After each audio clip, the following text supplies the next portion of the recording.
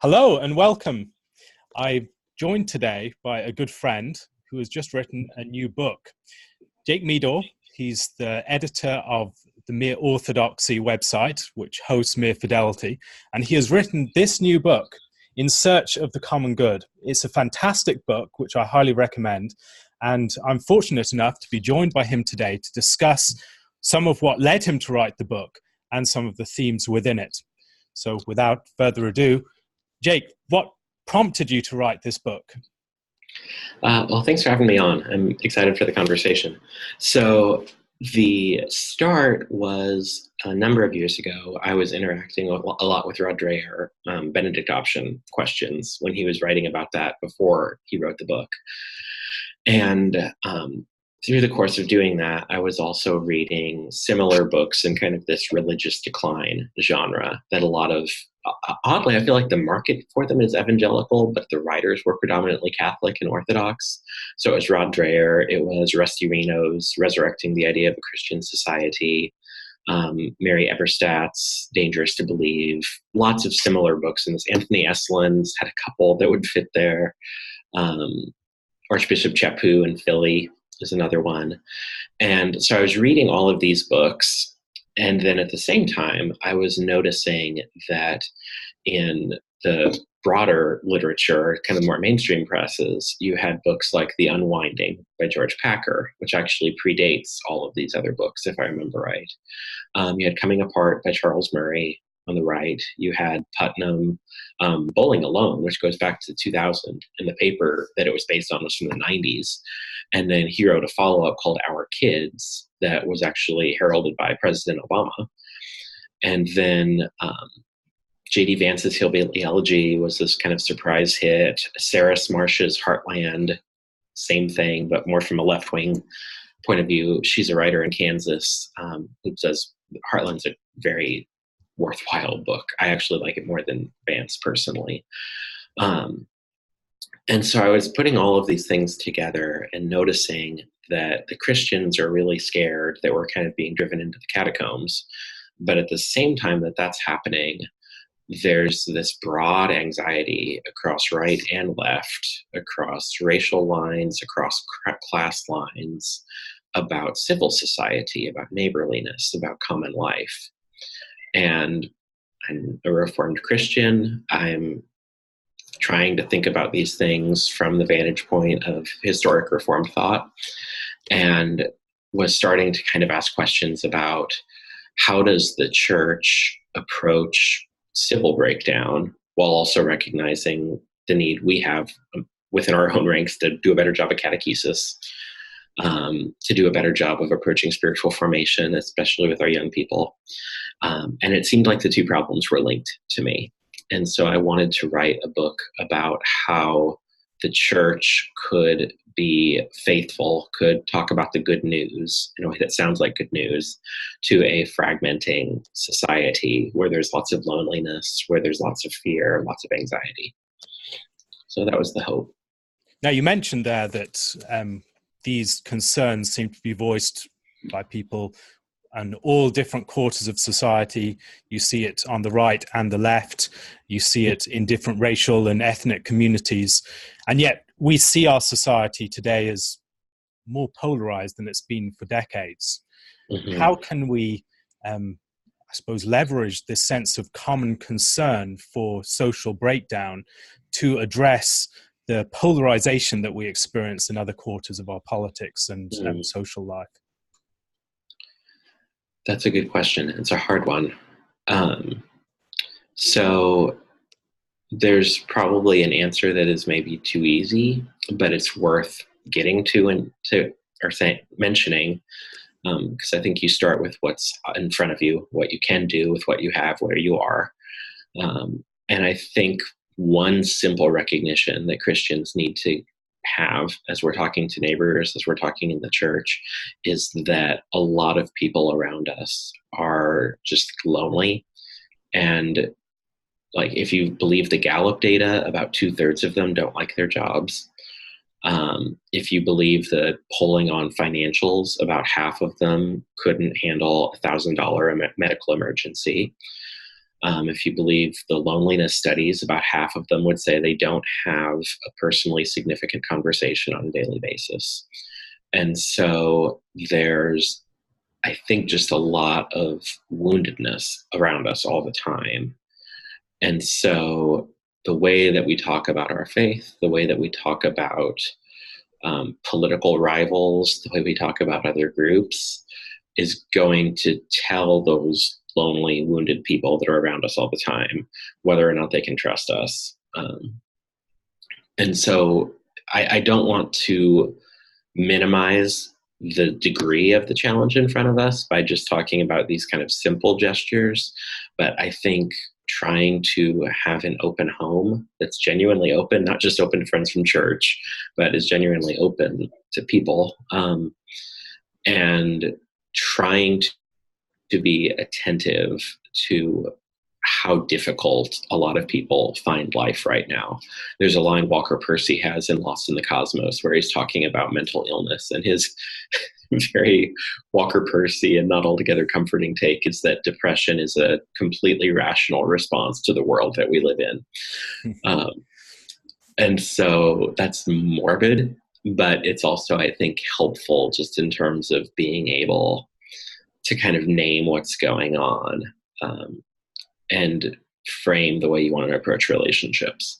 Now, the hard thing when you talk about polarization is that what's happening right now, which actually just we've got a 3-day-a-week email that's going out from Miro now. And so I was just talking about this yesterday because the National Conservatism Conference is going on in DC.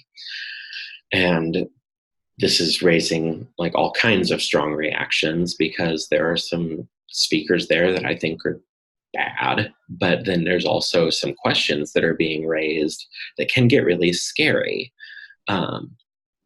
What we're coming out of is this era where we've tried to basically punt on questions of ultimate meaning as they direct societies. And so we've basically tried to avoid answering those questions and hope that if we just maximize each individual's freedom of choice, basically is what that means. We maximize how many choices they have in front of them, and we minimize the constraints on their choosing. If we just do that, people will figure it out for themselves, and we don't have to try and direct our politics toward a true good. Because the moment we do that, we're playing with live ammo and it gets scary. And that's not actually worked because you can't actually punt on those questions. And when you say our politics are going to punt on them, our churches are going to punt on them, our neighborhoods are going to punt on them, well, that creates a vacuum. And what's going to fill that vacuum often is capital. It's big business. And that's exactly what we're seeing right now. And so the thing that gets difficult with the polarization question is that the way out of this is we actually have to be willing to talk about substantive accounts of the good life as it informs the direction of society and even the direction of our political processes and our political system. And what we have right now is we have competing claims as to what that good should be, and they're almost certainly irreconcilable. If you look at the vision, like one of the things to their credit, I think the Young Democrats, this leftward swing, as much as the political pundits want to say it's making them unelectable, it's jeopardizing their campaign against Trump, which maybe it is because they're taking unpopular positions. They're trying to take positions that reflect a more substantive account of what they think society should aspire to. And that's a good thing. Like, as far as it goes. Now, you can define the good in really bad ways, and I think they do, and that's not going to go well. But they're trying to actually do politics in a more real way than just create procedures. And the right is now also having to reckon with that. And the traditionalist answers to those questions, even just the Nicene Christian answers to these questions, are probably not going to be reconcilable with the progressive answers. And so I don't know how you would tackle polarization on that level. I think what you can do is you can strive to be a good neighbor to the people that are next door to you. And that doesn't have to mean super ideological stuff. It can mean saying hello, communicating openness, recognizing when there's a need and trying to be helpful. And I mean, we struggle with this as much as anyone because that's hard. But I think that is something that we can do to try and address some of these questions. But there is that higher level question about how it works out socially and politically. And I think that's a much scarier question. And yet I don't know that there's a way around it. And so it's just going to be a hard process to work through, I think. Maybe in part because the higher level of society is naturally more geared towards ideological divisions that are fairly abstract, and it's very hard to form concrete common goods that can often protect us from the super ideological stuff. One thing that I found your book really encouraging on the front of, when I've read a number of books talking about the situation of society coming apart, polarization, these sorts of things, the response has been often driven more by fear. The concern of how can we consolidate, how can we protect ourselves from a social situation that is antagonistic towards us. But recognizing that people from across the political and social spectrum feel much the same thing, there is the possibility of mission, a possibility of presenting a sense and a vision of the common good that answers the deepest desires and hungers of human hearts everywhere. And I think that's, within your book, you talk about the problems of society, and you list a number of things that have really broken down: the problems of meaning, the problems of work, the problems that we have in these different areas of life. And then you give a series of responses to it. You talk about the Sabbath and how that provides us with a sense of the chief end of man, the membership and how that gives us a sense of renewed wonder, and then good work, what it means to have a calling and a vocation within the world. And I feel often when we talk about the problems in society, it's recognizing that everyone faces the problems that we're reeling from. And the possibility in the church of creating a context where these hungers, these problems and difficulties are addressed, and then treating those problems as a mission field to bring answers that as Christians we have a sense of what it means to be part of a unified people that is not defined by race or ideology primarily, or by any of these other things that so often divide us rather than bring us together, and having a sense of rest in the middle of our work and a meaning and a purpose. I was also struck reading your book by how it does not fit easily into one of the political sides that we often think in terms of. It's not straightforwardly left-wing or right-wing, but includes elements that would tend to tip one direction or another, but brings them together within a broader vision. How do you see a Christian relationship to politics going forward within our day and age productively in a deeply polarized political and politicized situation where the common good tends to be a politicized partisan good? Right. So the first place has to be a recognition that you can't give what you don't have. So I don't even remember I first heard someone say that. I think it was a Catholic ethicist who was talking about it. But you can't give what you don't have. And so we need to be pursuing wisdom ourselves. One of the critiques I have of the religious right and recent evangelicalism, especially in the Reformed world, is that we often approach these problems, and this is not new to you, obviously, because you've taught things on this for Davenant. We've approached a lot of these things through this, and the grid of worldview can be good in certain ways, but we've reduced everything to worldview. And that has a way of kind of freeing us from the need to think for ourselves, the need to genuinely listen to our neighbor who has different ideas about something, because you are handed these boxes that you can then kind of sort people into, and then you can respond to each box with your pre-written talking points that have been kind of downloaded from the brain of a guru of some kind. That does not equip you for neighborliness. It does not equip you for citizenship. And you see this in the way that our politics get talked about all the time. There are exceptions, and I'm grateful for them, but often there's not even an understanding of what the other side is aspiring to or why they would desire that. And so there's a certain kind of habit of mind that has to be cultivated, and a certain love of wisdom, a care for conversation and attentiveness to your neighbor. These are just the basics of responsible citizenship in any kind of political society, I think, but it's particularly necessary in a democratic republic such as what we have in the US. So that's the first thing that needs to happen, I think. A second layer to this is that I think Christians need to know their own tradition. One of the things that is jarring to me when I watch these economic debates is it just feels completely divorced from what the historic theologians of the church have said about these things. One of the things I try to do in the chapters that deal with economics in the book is I take great pains to cite my sources to establish I'm not just trying to be reactive and left-wing. I'm reading Thomas, I'm reading Augustine, Calvin says private property is a relative right.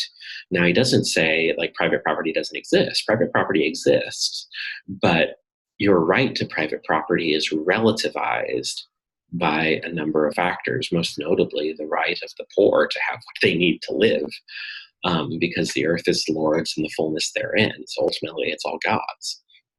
So I'm trying to work from the tradition on these things, but that requires knowing what the tradition says. So we need to be reading and thinking about these things, not in terms of the framings that the latest political bestseller from whatever pundit we follow is using, but actually trying to understand how Christians have thought about these things traditionally. So I think, like for me, I've found Catholic encyclicals helpful. I'm Protestant, and so I don't feel obliged to agree with them on everything. I know Catholics that don't feel obliged to agree with them on everything, which is a little bit different.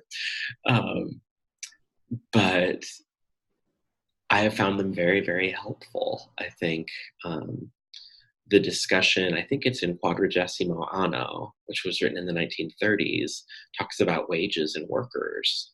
And it is just a well-of-course assumption for, I don't remember what Pope wrote that, but the author of that document, that workers should be able to support their families off of a single wage. Yep. And I had this happen with a friend from church where I was talking about the idea of a family wage, and he thought I was off to crazy town. And I was like, no, it's just a very standard assumption in Christian moral thought. Once we actually get into an industrialized economy where wages are a thing, if you're a society that says you value the family, you value children, one of the partners in the marriage needs to be able to care for the children. And that means they're not going to be a worker bee in the industrial economy. And that means, this is kind of, Chesterton has that great paragraph in What's Wrong with the World, where he talks about setting fire to the modern world with the hair of a redheaded little girl. This is the process, though, is it's going to say, okay, if you say you value children, good, you should. Christianity says they're good. We're straight there. You need a parent to care for that child, because the kind of care that children need cannot be you can't find its equivalent in a professionalized setting. It's just not the same thing. That's not to say daycare workers or acting like that, but it's just different. And you want to have the care of the family for the child. And if you say that, then you will need to have a family wage so that that family can live I'm not talking about living luxuriously, but living at a good standard of living off of the wage of that one worker. And this is just a standard Christian assumption for a long time. And yet today, if you brought to either the Democrats or the Republicans, they both think you're crazy for different reasons. But that's just one example. And so we need to actually know what Christians have historically thought about these things. And then I think the third thing would be that we need to know how to distinguish between kind of political objectives or goods that we're aspiring to realize and policies that we might try to leverage to realize a good. So in the book, I talk about doctrines and policies. So a doctrine might be something like caring for the poor or solidarity with the poor. There are multiple policy mechanisms that we could use to try and promote that end, to like kind of submit ourselves to that political doctrine. So it's not fair or right to say, well, if you care about the poor, therefore you need to support this kind of law about wages. You need to support. Now, there are going to be some kind of laws you shouldn't support if you care for the poor. It's not just open season on policy by virtue of we focus on a doctrine. There are policies that violate doctrines, but there are also multiple policies that can affirm a doctrine. And this is very much about the connection between the good and the right. I mean, we recognize it's good to show hospitality, but that doesn't mean that everyone who comes to your door wanting to stay overnight should be invited in. There's a recognition that the right, the question of what is appropriate to do in this particular situation, what obligation does the good place upon you within this situation, that's a more complicated question. And those questions of policy very much fall into that category. That doesn't mean that the good has no force within the context of specific concrete situations. Yeah, well, and what your country is capable of providing at a time, what your household is capable of providing at a time. There is an ordering to our responsibilities. Like all of these things are true. And I think the ability to recognize these things while also recognizing this is a political objective that we should have, that's a good foundation for then being able to say you're in your state legislature or you're on city council, or I mean, sure, you're in Congress or something. If you can do that kind of spade work ahead of time and identify these are the goods we think we should aspire to as a society, this is why, then when you come to sit at the table, hopefully there are ways. And I think you've seen this, there's been small wins in this way. It's becoming less common because our politics are getting nastier. But you can point to things where a Republican and a Democrat, just to take the easy example, look at something and say, that's not right, and we're going to try to define a policy to fix it because we both agree that we don't want that. That's just government. That's politics. That's recognizing also that when we don't collapse doctrine into policy, so the idea that you oppose a particular way of helping the poor doesn't mean that you don't care about the poor. When we recognize that we share the same doctrine, but there are different policies, we can have a far less antagonistic conversation. And there will be differences, but those differences will be broken down to a less threatening proportion. It also probably provides you, in most cases, with a mechanism for judging the policies. Because then you can, as best you can, try to reason out where is this policy going to trend and judge it by that doctrine. It's just another thought. On that front, it's been interesting to see the issue of work that you very much foreground within your book being an issue of increasingly common concern from people on various sides of the political aisle. So I think of something like Aaron Cass's recent book, The Once and Future Worker, that raises many of the sorts of concerns that you're raising here from a more conservative perspective, but yet one that would have a great deal of commonality with certain concerns raised from the left. And I wonder whether this approach to the common good provides ways of recognizing common doctrines where we have been, those have been disguised by differences in policy. Right. No, I mean, this is kind of horseshoe theory, right? Where you get people that can be, if you imagine the political spectrum is more like a horseshoe, the people that get all the way to the right may actually be closer to the people on the far left than they are to the people up in kind of center right, center left positions. Just this week, Tucker Carlson was talking at the National Conservatism Conference about how much he loves one of Elizabeth Warren's books. Now, he also said lots of other things about Elizabeth Warren. The two-wage trap, yeah, I presume. The two-income trap, yep. And so I do think you could take like Orrin Cass's stuff on workers, Tim Carney's stuff on alienated America, some of the other things you might find in American Affairs or First Things, and you can set that next to some of the questions that, I mean, even the kind of supposedly so extreme and radical young House Democrat contingent would be concerned about, and you can find arguably more common ground between them than you might find between, I mean, even like Josh Hawley and a mainstream GOP senator right now. Well, I mean, even look at the way that Hawley's gotten covered. National Review and The Bulwark have been extremely critical of his proposals.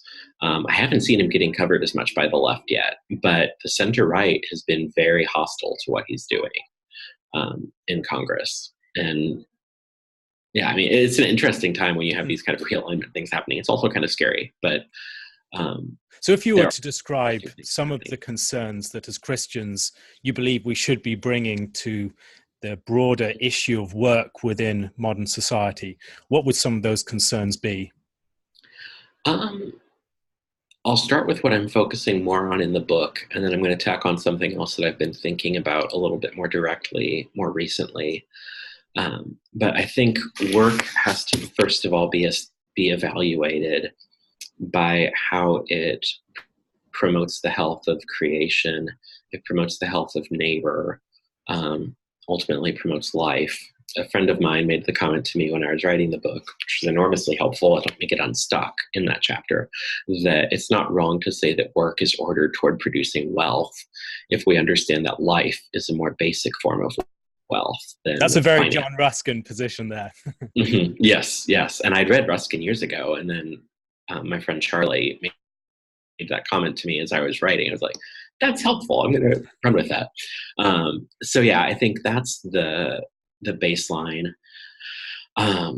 is just thinking about our own work in that way. There almost certainly are going to need to be some significant policy or things done to make that approach to work more feasible for people, because right now our economy is not structured to encourage that kind of work. Another thing I've been thinking about more lately is just how essential is it to good work that the person owns whatever the organization is they're working in, that they have a strong sense of ownership. I mean, and I don't something of that vision in Scripture where it talks about everyone under their own vine and fig tree. Yep. They own the means of their labor.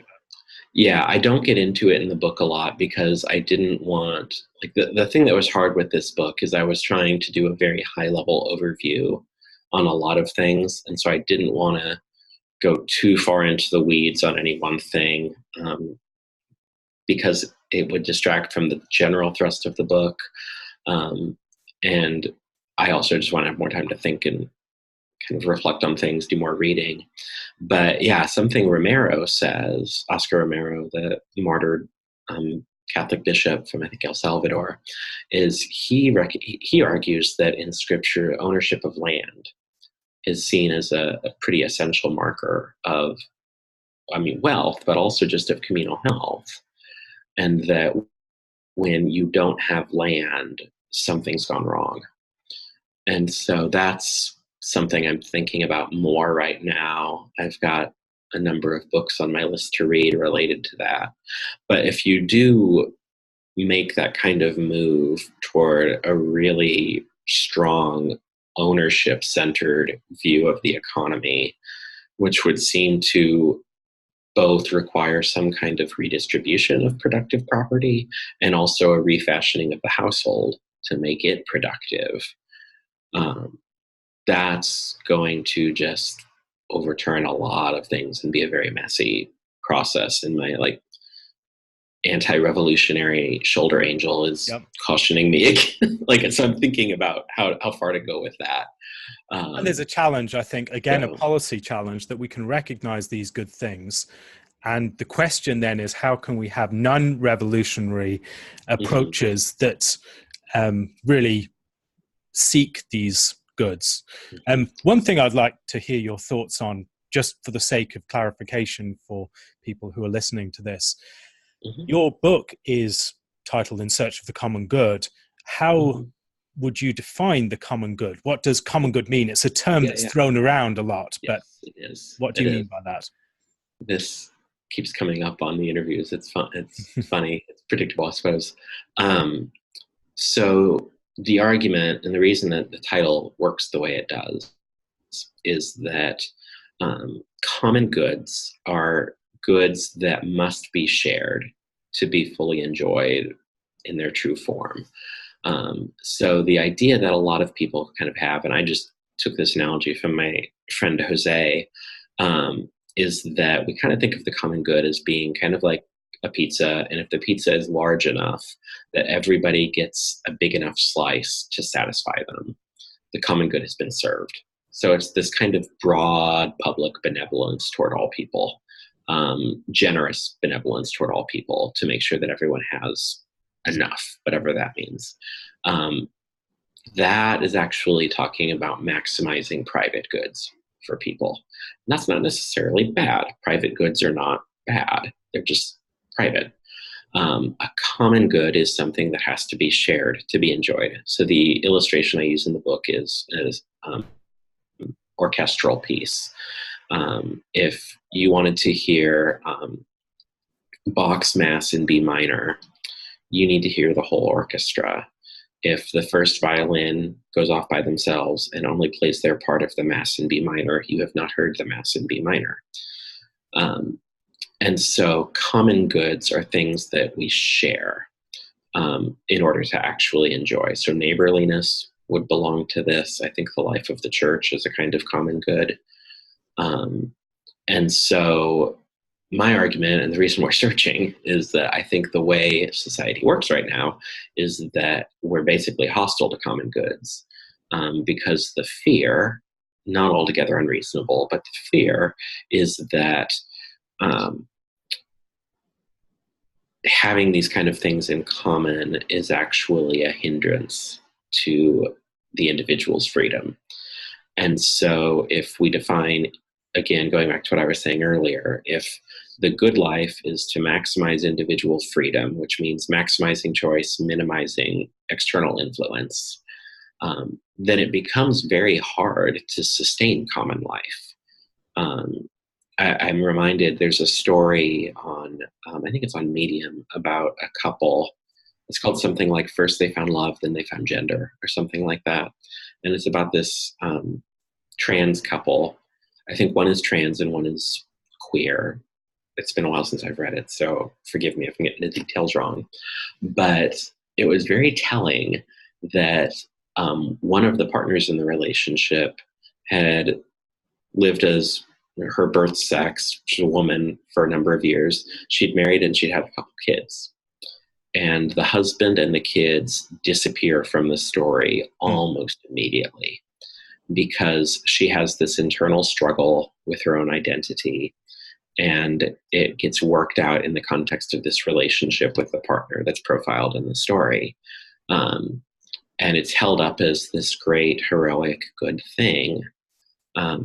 We never actually hear from the children. And so that's an extreme, but I think a telling example of how another common good, family life, something that presupposes mother, father, children that are the literal products of their love, and literal products of their family's love, going back generations. This is a common good that we should enjoy, that's essential to human flourishing, I think. That is seen as a threat because of how it necessarily inhibits what you're able to do. Like, I have 3 little kids. When I get off work today, I'm not going down to hang out with my friends and watch a baseball game at the bar. I'm going home and I'm going to be changing diapers and reading stories and cleaning up dinner. And that's part of the common good of family life. It is a bit of a squeeze on my personal freedom.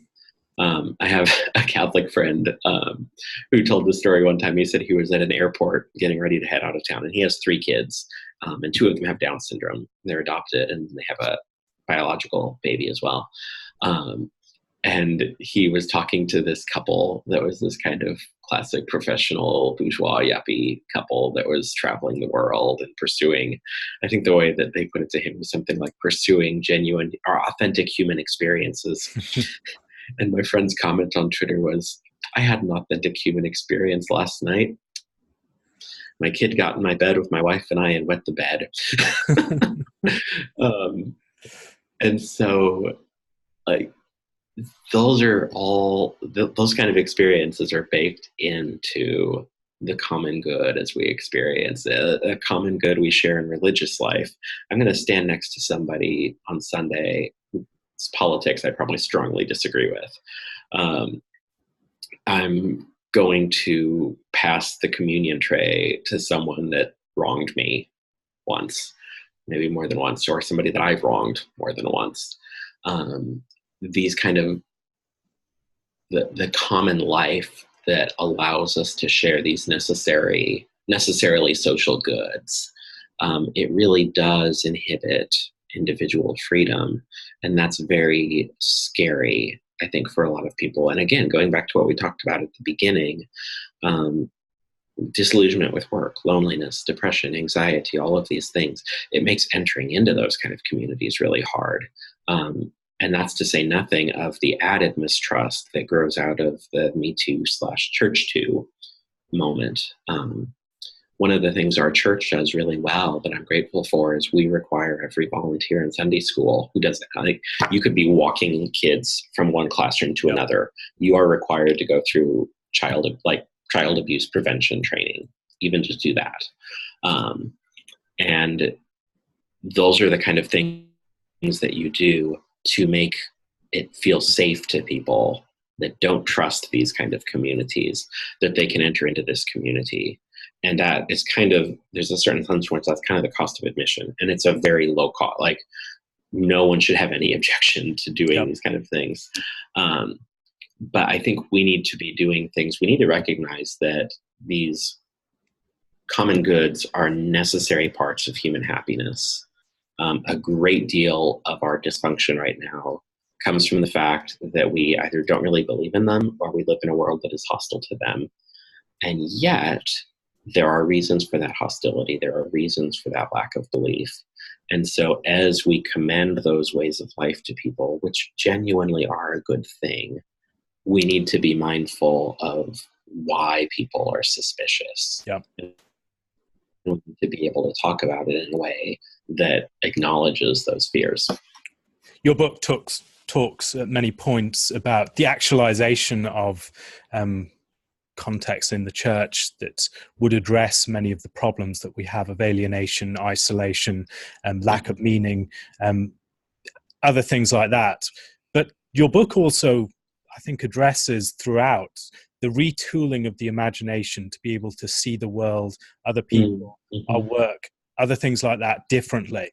And that retooling of the imagination is in part a matter of the arts, literature. You reference a lot of books that have influenced your way of seeing the world, and also something drawn in part from the practices of community within the church that exemplify a way of being community and recognizing membership, beauty, wonder, these sorts of things, and meaning in ways that can speak to our crises within society more generally. Particularly, for instance, the way that you give the example of a lifeboat community, and then recognizing the reality of membership, which I'll get you to unpack in a moment. And also the ways that when we think about the world purely in terms of quantifiable categories of wealth, as opposed to the well-being of a good life in the enjoyment of common goods together, how do you see Christians playing a part within the arts, within the life of the church, in retooling Yeah. this imagination for society that maybe has lost it? So there's a line, I think it's from Athanasius. It was an early church father who was writing on miracles. And he talks about how there's a way of thinking about miracles where it's a kind of rapid acceleration of the natural processes of how creation works. And so you could even look at the wedding in Cana. It's not unusual that wine came from water. Water allows the grapevines to grow. Grapes are largely made out of water, and humans, through their affection and creativity and knowledge, have discovered how to turn that into wine. What is miraculous is that Christ accelerates the process. I think when you recognize that, then the world becomes much more interesting to you, because you can be, I live in Nebraska. I'm surrounded by cornfields on all sides. I wish I was surrounded by other kinds of fields, given some of my thoughts on agriculture, but I'm surrounded by corn and soybeans a lot. Although not so much in Lincoln. It's a town of 300,000 people, and most people don't realize this when they think of Nebraska. But it changes the way you look at those fields as you're driving on a state highway. If you can recognize that there is something truly miraculous happening here, we just don't always think of it that way because it's normal to us. And yet it's the way that God has deemed to provide for us to have food to eat, to have employment. And so I think when you can make that kind of move, then everything around you becomes a little bit more interesting. Like, I remember this was a big deal for me, actually, because I grew up in this dispensational church that had no regard for creation whatsoever. Very much it's all going to burn anyway kind of thing. And I remember discovering Reformed thought in college through RUF. And I was reading a book called Far as the Curse is Found by Michael Williams, where he was talking about God's love of the creation. And I got done with the chapter, and it just felt like this really affirming thing of like, you can go out, you can go make a pot of tea, you can go sit on the porch, you can look at the birds, you can enjoy the warm air, you can see your neighbors walking by, and this is enjoying a good world that God's made that he wants you to enjoy. So just on a baseline level, I think that kind of reframing of how we look at things is really important. I also think there is a particular call for certain people, particularly artists, to help us to see that miraculous nature of the world. And actually, we just had a piece go up at Miro today where the author was quoting Gerard Manley Hopkins, who I think does an extraordinary job of this, helping us to see ordinary things in a way that causes us to look at them a little bit differently. I think poetry does this beautifully. I think hymns can do this really well. One of the reasons I love singing old hymns in church is it reframes the way I see God and the way I see Scripture in similar ways. Sometimes I'll come across a line that I haven't heard before in a hymn, and it opens up new vistas for me. So I think having integrity in your work and bringing knowledge to your work, particularly in creative fields, is a wonderful opportunity to help people to see the beauty of the world, and maybe even for the first time in some cases, because we're so bored by the world often. But I think also to grow in their affection for it and love for it, because I like wonder and curiosity and love and affection. All of these things are bound up together, and so part of learning to be astonished by the world is learning to love the world, I think. Your work, I think, and your imagination has been deeply shaped by the work of someone like Wendell Berry, who can be very suspicious and even hostile to modern technology, the computer and other things like that. But yet, you have really been a key part of forming a neighborhood online in mere orthodoxy, creating a context where there can be charitable conversation between people from various sides of the political aisle within an appreciation of common doctrine, our commitment to the truth of Christian faith, and a sense of what the common good would look like. Now, I would be curious to see how you relate the Wendell Berry aspects of your personality to the far more, I suppose, this exploration of a very new medium and the creation of communities that, in a context where it's very hard to form a place, but yet you seem to have created something that is very close to a place where there can be genuine exchange and a sense of a common good. How do we take the insights of someone like Berry and apply them to a world that can feel uprooted and disconnected and isolated online? Mm-hmm. So just for myself, the story with Berry is I picked him up in college, senior year, after I kind of wrapped up work on my thesis and was trying to impress a girl that I wanted to date, and that didn't go anywhere. But in the process of it, I discovered Wendell Berry because she recommended him to me. And so I picked up Jaber Crow about 2 months before I was moving from Lincoln, which had been my home my whole life, up to the Twin Cities. And Jaber Crow just put all of these doubts in my head about whether or not I should be doing that. Because my family's been in Nebraska since like 1882. My family's been in Lincoln since the 1940s. My grandpa came to Lincoln after serving in World War II. He grew up on a farm a couple hours north of here. And then he played minor league baseball, and then he served in World War II. And then when he came back home, he got a job on the railroad, and that was in Lincoln. And by then I kind of felt pot committed to the move, but I had very inner, that I wasn't talking about with anyone, but inner misgivings about it because of Berry. But then a year later, I ended up moving back. My wife and we started dating in the Twin Cities, and she had lived here for a while, so we moved back together. And if you both feel committed to Nebraska because your family's been here 140 years, and you also have some general sense of a call to the life of the mind, writing, think about it, you're kind of squeezed into certain mediums out of necessity. I don't have any educational ties to media institutions that would get me a job. I don't feel like I could move to DC or New York to take a job. And so here I am in Nebraska working on this thing online because it's what's in front of me. Something that I have a friend who once asked Berry, how do you begin cultivating the kind of community you envision when you are living in a city and you don't have any way of acquiring land and moving into the country to farm? And Berry's response, and this doesn't surprise me, but I feel like it surprises people who think he's not aware of how difficult these things can be. Berry's response was, you do what you can with what you have where you are.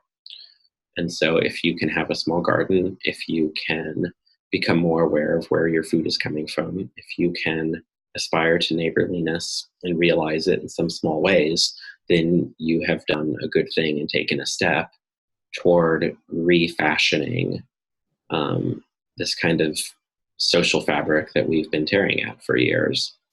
And that's all that you can do in some cases. So I think a big part of what's happened with Miro is it's been a work of necessity for me. But it's also because we're independent, because we're not it's afforded us a degree of freedom in terms of what kind of writers we've published, what kind of pieces we've published, and what kind of space we want to be. And it's been able to be shaped kind of according to these ideals that I have drawn from Berry, but also from Schaeffer was a huge influence for me in my younger years. So it's been a very weird roundabout process of building this kind of outlet that now is more of a thing, I guess. But it grew out of the necessity of wanting to fulfill what seemed to be a vocation I had been given while also staying close to home and doing both of those things in a cultural context that's extremely hostile to both of those things. So there's a line Tanya has, that's Wendell's wife, in Look and See, which is a wonderful film about Barry. And Tanya, they've been married for 62 years now. Wow. And so the interviewer is asking her about it, and her comment is, it hasn't been perfect, but it's been right. And that, as a description of a lot of types of work that need to get done, has stayed with me. Jake, thank you so much for coming on. This has been a wonderful conversation. Thanks for having me. I highly recommend that people buy your book. It's called In Search of the Common Good, and you should be able to get it online or in any good bookstore. I would recommend it as a hopeful and a challenging book that speaks very much to a range of issues within our society and gives Christians a way of responding to them with a vision and with concrete practices and with a hope that is not only helpful for ourselves, but also missional as we go out into the world. Thank you very much. Yeah, thanks for having me on. It's been fun.